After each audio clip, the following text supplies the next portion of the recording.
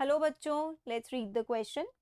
So the question over here says variations during mutations of meiotic recombinations are random and directionless, random and directional, small and directional, random small and directional. यहाँ पे क्या कह रहे हैं कि meiotic recombination, आपको पता है मियोसिस का जो प्रोसेस है, मियोसिस का जो प्रोसेस है वो होता ही इसके लिए है कि वेरिएशन आ सके. मियोसिस के प्रोसेस में क्या होता है? Crossing over. इस क्रॉसिंग ओवर को ही हम क्या कहते हैं? रिकॉम्बिनेशन.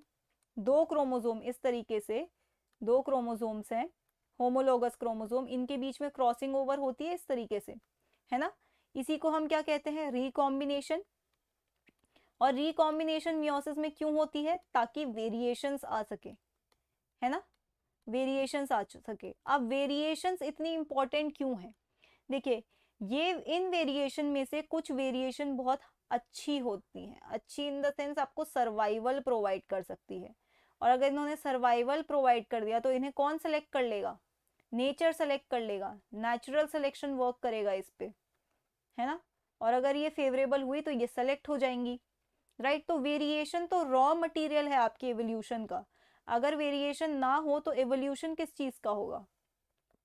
तो देखिए, ये जो प्रोसेस होता है रिकॉम्बिनेशन का प्रोसेस, क्या ये किसी पर्टिकुलर, आप कह सकते हो किसी पर्टिकुलर एवोल्यूशन के लिए फेवरेबल है? नहीं. ये रैंडमली होता है. ये प्रोसेस कंट्रोल नहीं होता या किसी एक चीज को फेवर करने के लिए नहीं होता. रैंडमली होता है और किसी एक डायरेक्शन में नहीं होता है. डायरेक्शनलेस. क्यों? क्योंकि ये रिकॉम्बिनेशन एक चांस इवेंट होता है. Chance process. चांस प्रोसेस कुछ भी हो सकता है. हर एक चीज होने के अलग अलग चांसेस होते हैं, राइट. अलग अलग प्रोबेबिलिटीज होती हैं. तो ये किसी के पर्टिकुलर डायरेक्शन में नहीं होते, ये रैंडम और डायरेक्शनलेस होते हैं, राइट. सो कौन सा आपका करेक्ट ऑप्शन होगा? करेक्ट ऑप्शन होगा option A, that is random and directionless. Okay.